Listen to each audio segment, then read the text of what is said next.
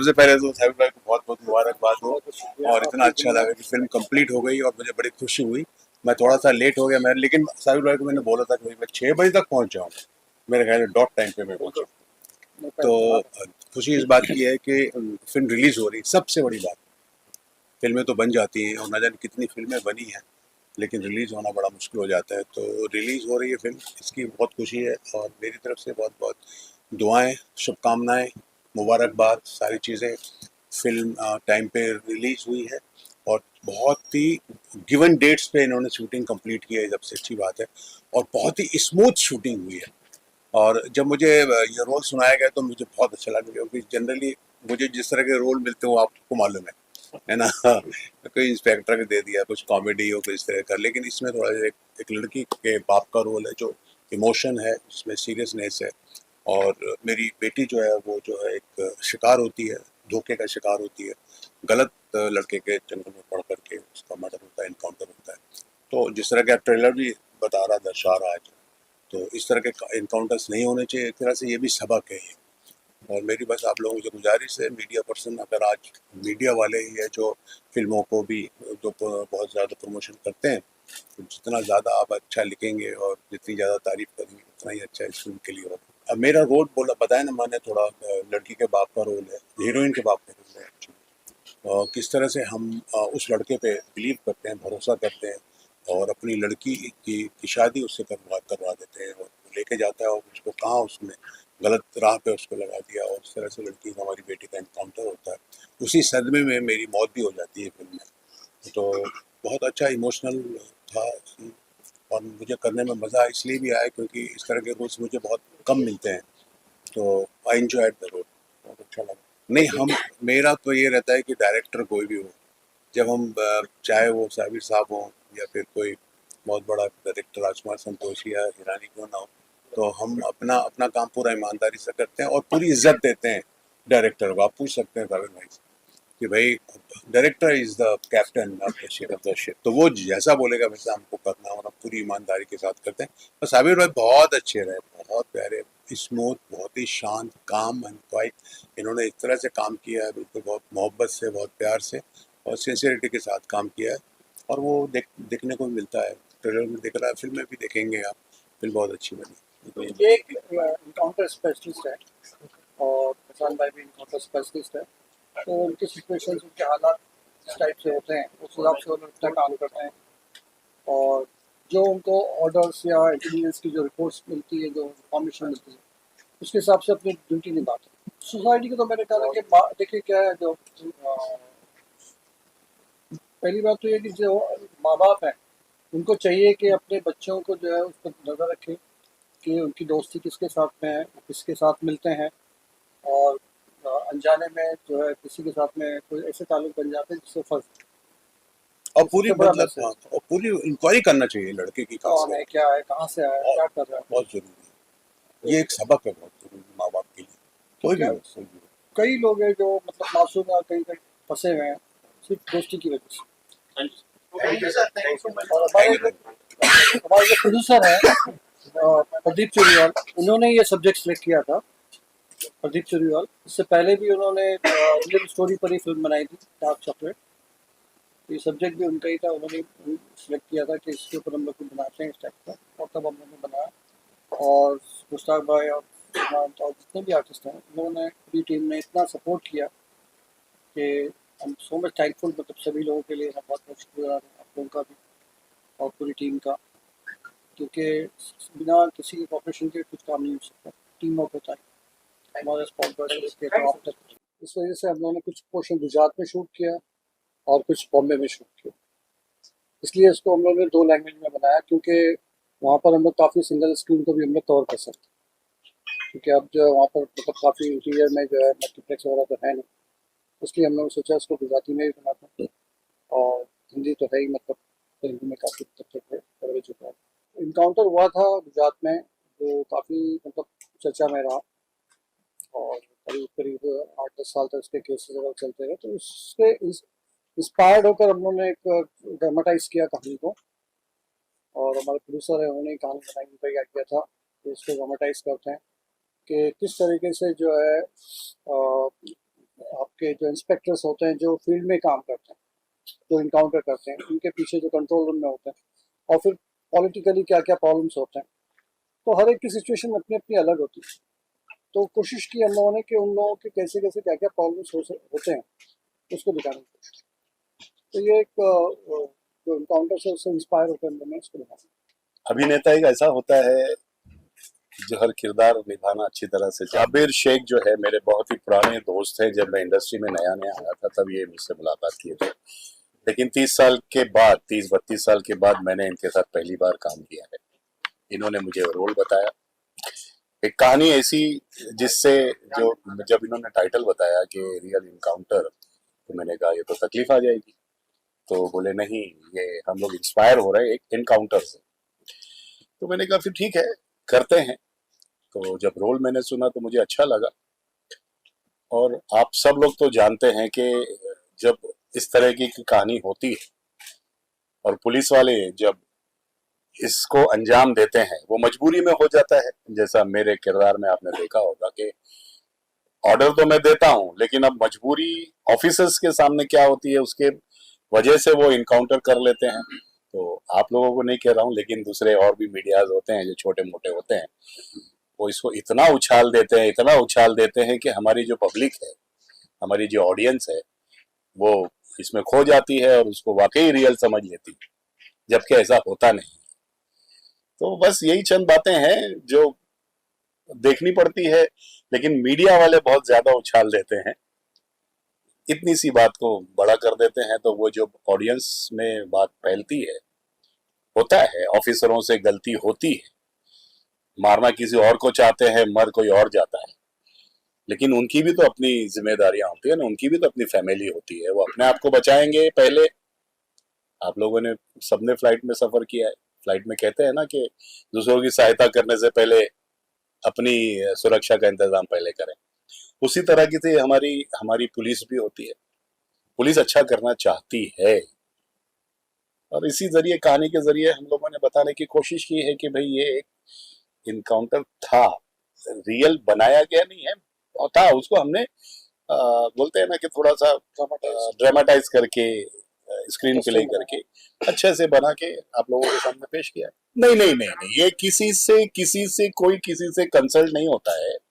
इशरत जहां तो बहुत बड़ा है, उसको हम लोग कहाँ ला सकते हैं स्क्रीन पर।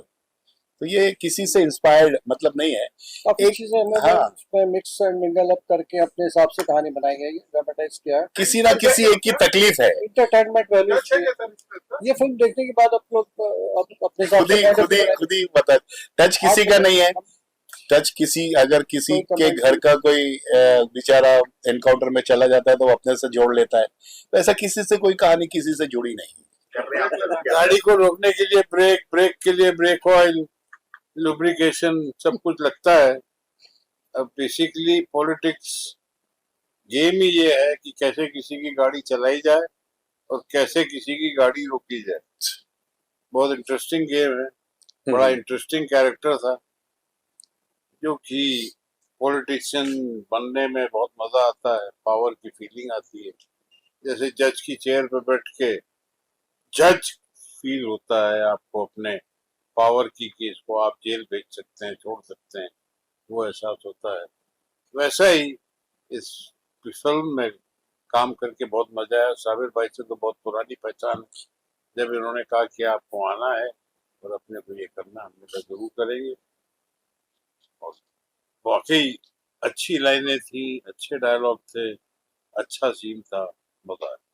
काफी कुछ काम एक एक्टर का बहुत आसान कर दिया था साबिर भाई ने, क्योंकि कई लोग चाहते हैं कि यार इधर से टेक लो, उधर से टेक लो, इधर से टेक लो, कम से कम 8 टेक देने होते थे। बट मैंने जब साबिर के साथ हमने काम किया तो हमें ऐसा नहीं लगा कि यार हम काम कर रहे हैं, हंसते खेलते आए, एक चाय पिए, जो चुस्की किए, भाई शॉट दिए, चले गए, बोले हो गया, हाँ सर हो गया, फिर नेक्स्ट वही गुजराती में बोलना। जब आप फिल्म प्लान कर लेते हैं, आपके माइंड में फिल्म होती है एक मेकर के, तो आपको पता है इस सीन में मेरे को इतना चाहिए, तो आप उतना ही लेते हैं। हाँ। जब आपको नहीं पता, जो आजकल टीवी में होने लग गया है कि साहब आप कैमरा ऑन, इस एंगल से पूरा शॉट लो, इस एंगल से पूरा शॉट लो, पूरा mid low, That is not direction. Direction is knowing what you want, taking that much and leaving the rest behind. थक जाता है एक एक्टर जो है ना, वो थक जाता है, लेकिन इनके साथ काम करके हमको थकान महसूस नहीं हुई।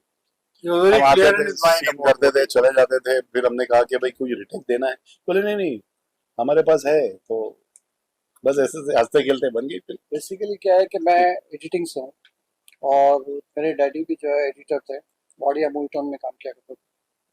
मतलब मेरे ख्याल से 1942 से लेकर 82 तक तो उन्होंने काफ़ी फिल्में की। शेख इस्माइल नाम है उनका।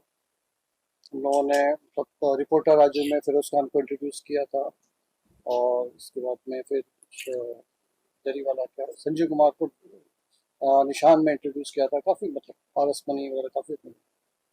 तो मैं बचपन से एडिटिंग मूवी लैब पे हम लोग देखा था। फिर जब मैं शू हुआ तो एडिटिंग से ही शू हुआ। तो मैं शुरुआत में एडिटिंग में था, जब फिर डायरेक्शन में आया तो फिर रमेश जी से लेकर फिर आदमी मुकुल जी के साथ में काफ़ी लोगों के साथ में काम। तो हमने सोचा कि ये जब से ये डिजिटल आ गया तो लोग क्या करते हैं कि पहले क्या हमारा एक प्रेशर होता था कि हम एक्स्ट्रा स्टॉक यूज नहीं करेंगे, स्टॉक महंगा होता है। तो वो एक हमारा स्कूलिंग है कि जितना चाहिए उतना ही पहले ही डिफाइन कर लें। और मल्टी कैमरा सेटअप सभी लोग कहते हैं आज की तारीख में कि अच्छा होता है, लेकिन उसमें जो भी लाइटिंग होती है उसमें एक point of view correct cameraman कर सकता है, बाकी चीज़ें जो है बाद में फिर डीआई में करेक्ट की जाती है। और कई सीन्स ऐसे होते हैं जो मल्टी कैमरा सेटअप पे अच्छा होता है क्योंकि परफॉर्मेंस वाइज हर सीन में ज़रूरत नहीं होती। अगर हमारे आर्टिस्ट अच्छे हैं और अच्छी परफॉर्मेंस कर रहे हैं तो मल्टी कैमरा सेटअप में इमोशनल सीन्स वगैरह है तो रिटेक मैच नहीं होती, वो ठीक है। लेकिन हर जगह यूज़ करने का कोई मतलब नहीं आता, जिसमें पूरे पूरे सीन्स वाइड में भी ले रहे हैं, मास्टर में भी ले रहे हैं और फिर क्लोज में भी ले रहे हैं, उसमें टाइम वेस्ट होता है। और फिर ये होता है, मैंने एक चीज़ ये देखा, जितने ज़्यादा टेक होते हैं तो आर्टिस्ट थक जाते हैं। 2 या 3 टेक 4 टेक तक तो ठीक है, लेकिन उसके बाद में जब वो आर्टिस्ट होता है तो उसकी थकान जो है वो स्क्रीन पे दिखती है। लोग हर एंगल से जो अलग मतलब नहीं देखिए, क्योंकि वो चीज ऑलरेडी लोग देख चुके हैं, तो क्या अलग होगा इस फिल्म के अंदर? देखिए जॉली एलबी का कंटेंट अलग था, सब्जेक्ट अलग था, और उसमें जो उन्होंने किया है वो उस सब्जेक्ट के साथ। हमेशा क्या होता है कि मैं कभी भी किसी को मतलब ये टाइप नहीं होना चाहिए, क्योंकि हर सब्जेक्ट के लिए देखिए पहले के लोग जैसे हम लोग सब्जेक्ट के हिसाब से स्टॉक यूज करते थे, सब्जेक्ट के हिसाब से कैमरा टेकिंग और टेकिंग यूज करते। ये जॉली एलबी का उसका अपना थॉट था, उसके हिसाब से उन्होंने किया है। हम लोग जो है अभी जैसे इसमें एक्शन भी है, गाना भी है और बाकी सब चीज़ें भी हैं, तो इसका थॉट अलग है। अगर कोई हम लोग जैसे अभी मैंने 2 फिल्में की थी, डबल क्रॉस, एक करार। तो करार में हम लोगों ने क्या किया, मतलब उसमें पूरी फिल्म का कलर हम लोग डीओपी के साथ में बैठ के डिसाइड करते हैं कि फिल्म को क्या कलर है। पहले भी ये होता था कि हम कौन सा स्टॉक यूज करेंगे, कहीं और यूज करना है, कहीं गेवार्ड करना है या कहीं टेक्निक कलर करना है, तो उस हिसाब से फिल्म का बेस डिसाइड होता है। और टेकिंग भी मेरे ख्याल से उसी टाइप से डिसाइड होनी चाहिए कि हर जगह जो है हम लोग कैमरा हैंडल शॉट्स यूज नहीं कर सकते। कई फिल्में कई सब्जेक्ट रिक्वायर्ड करते हैं कि सटल हो, तो ये चीज़ें हैं। तो वो अलग अलग टेक्निक डिपेंड ऑन सब्जेक्ट है। अगर पीरियड ड्रामा कर रहे हैं तो वहाँ की टेक्निक अलग होगी, अगर थ्रिलर करेंगे तो उसकी टेक्निक अलग होगी। मतलब टाइप कास्ट नहीं होना चाहिए कि मैं अगर डायरेक्टर हूँ तो मेरी फिल्म ऐसी ही होनी चाहिए। सब्जेक्ट जो डिमांड करता है उसके हिसाब से। ये बेस तो क्राइम है। अब इसमें क्या है कि जिस जो क्रिमिनल है उनका पॉइंट ऑफ व्यू, और जो पुलिस जो ऑफिसर्स हैं जो लोग इनकाउंटर करते हैं, जो उन्होंने किया है, उनका उनकी उस फील्ड में सिचुएशन उनकी क्या होती है।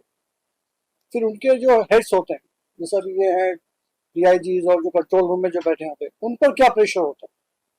और फिर इतना सब कुछ होने के बाद में अपनी जान पे खेल के लोग जो भी काम करते हैं और उसको फिर सर्टिफाई जो भी करता है मीडिया या और भी लोग हैं, और फिर उसको कैसे पॉलिटिसाइज किया जाता है।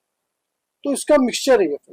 कई बार क्या है, मैंने ये कहा कि फर्जी इनकाउंटर वाली बात जो है, एक छोटी सी बात बताता हूँ। हम लोग पहले एक न्यूज देते हैं कि आज एक आदमी को पकड़ा जो टेररिस्ट है या जो क्रिमिनल है।